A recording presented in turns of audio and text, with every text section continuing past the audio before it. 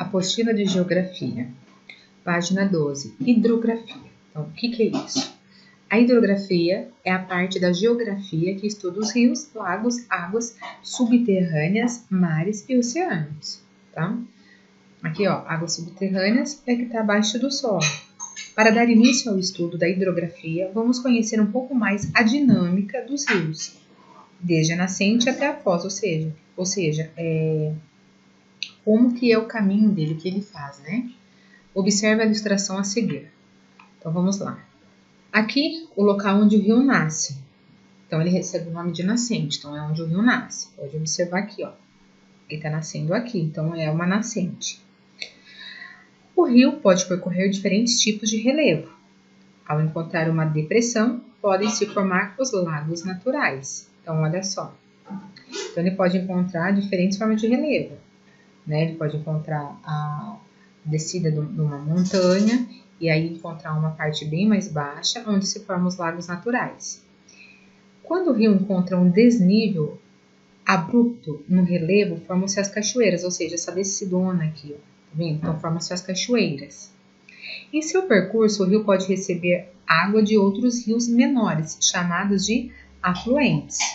Então, quando ele recebe, ele está descendo, de repente ele encontra um outro caminho de rio, então ele está recebendo água de rios menores, então chama-se afluentes. O caminho por onde fluem as águas dos rios é chamado de leito ou curso. Então, ó, o caminho do rio é o chamado de leito ou curso. É o caminho que ele faz. Os seres humanos interferem no relevo e também na dinâmica dos rios, quando constroem barreiras em seu curso, formando lagos artificiais muito importantes para a captação de água e geração de energia.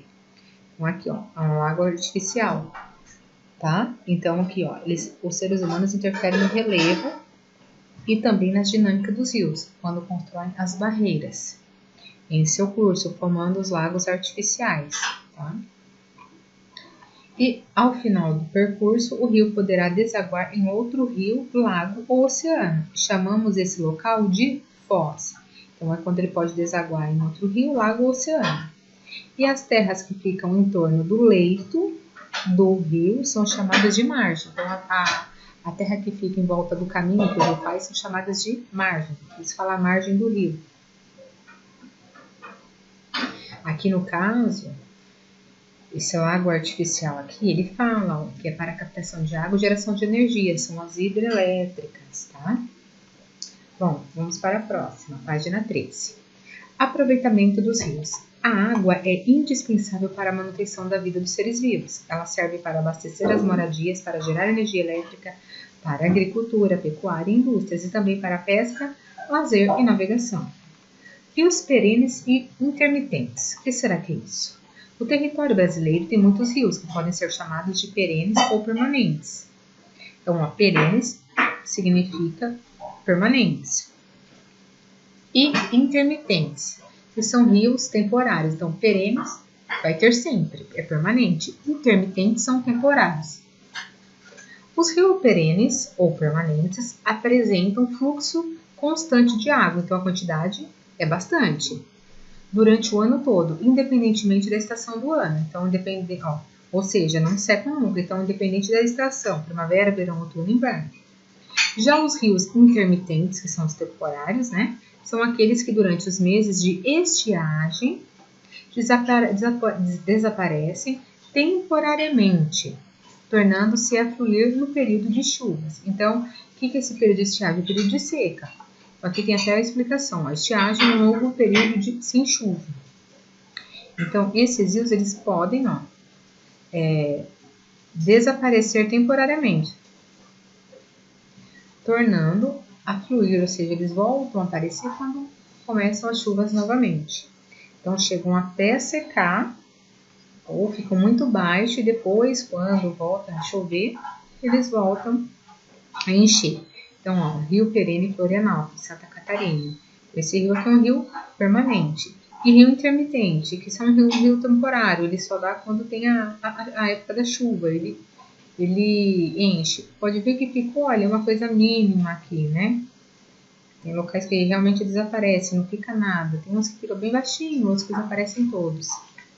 A maior parte dos rios brasileiros é perene, ou seja, permanente, possibilitando assim a captação de água, o desenvolvimento de energia elétrica, o deslocamento de pessoas e mercadorias, entre outras atividades. Rios de planície são aqueles que correm por regiões com pequenas irregularidades em seu terreno. Pela tranquilidade das águas, podem ser utilizados para pesca, lazer e navegação. Então aqui, ó, transporte de mercadorias no encontro do Rio Negro com os Solimões. A partir daí, passa-se a chamar Rio Amazonas, Manaus. Essa imagem aqui é de 2015, tá? Então aqui tem um encontro de dois rios, o Rio Negro com o Rio Solimões, olha. Tá vendo? Você consegue identificar certinho onde acaba um e começa o outro, pela cor da própria água.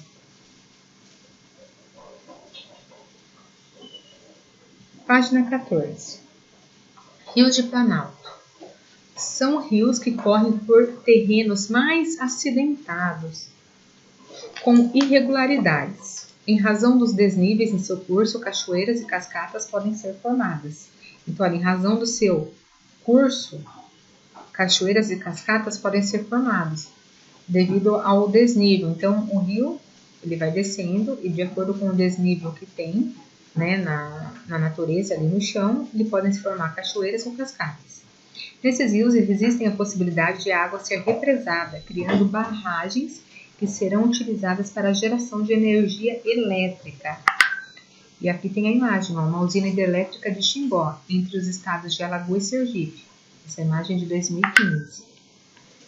Mata ciliar e preservação dos rios. Em torno das margens do leito de um rio localizam-se as matas ciliares. Essas matas são formações vegetais que ajudam a diminuir o assoreamento, ou seja, os processos erosivos em suas margens, causados pela ação das águas dos rios ou das chuvas.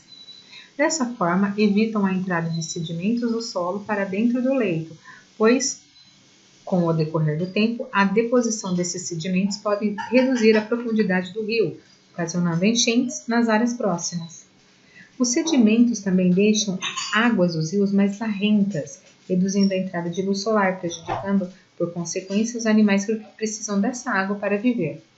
Hoje podemos encontrar pessoas que se reúnem para plantar mudas de árvores em torno dos rios que perderam sua mata ciliar, por conta das atividades humanas. Essa ação contribui para a preservação das águas dos rios, tão importantes para a sobrevivência de todos os seres vivos.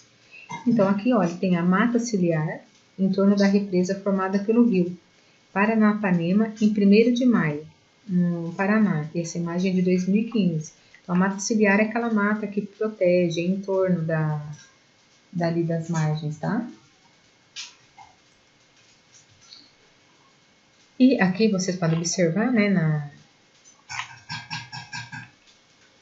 imagem, as pessoas, olha, vindo plantar mudas de árvores que vão se tornar uma proteção ali para aquele rio, né? Para não ir tanta terra, principalmente com da chuva, essas coisas para dentro do rio e acabar também ajudando a ficar uma água barrenta ou até acabar secando, né?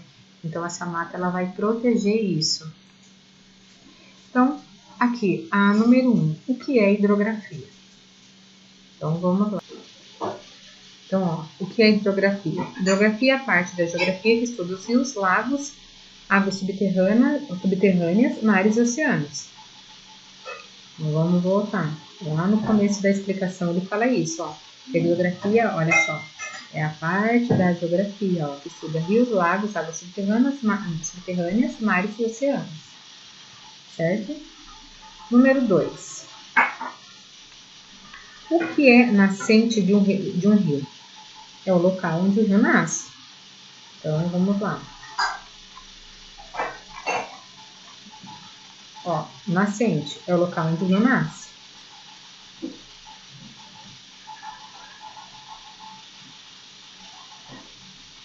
A 3. O que são afluentes? Olha lá o que a gente viu aqui. O que são os afluentes? Que o rio pode receber água de outros rios menores, né, chamados de afluentes. Então, é quando esses rios menores desaguam no rio maior. Então, resposta do número 3. O que são afluentes? São rios menores que desaguam em rio maior, ou seja, que eles caem em rio maior. 4. Cite exemplos que justifiquem a construção de um lago artificial.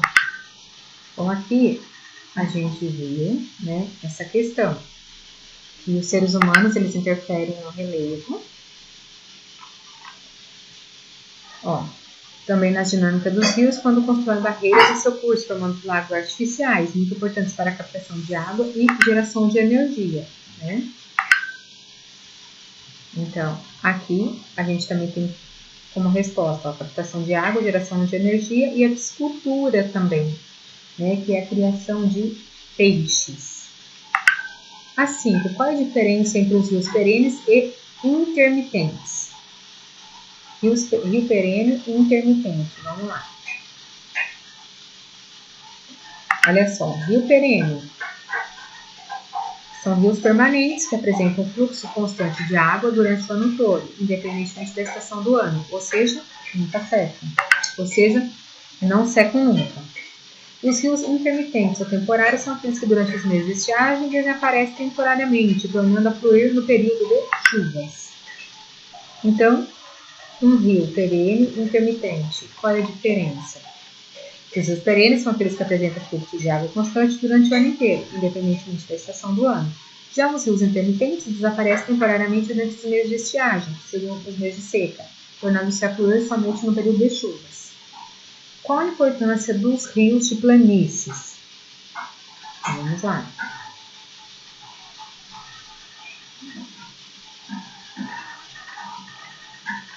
Rios de planície são aqueles que correm por regiões com pequenas irregularidades em seu terreno.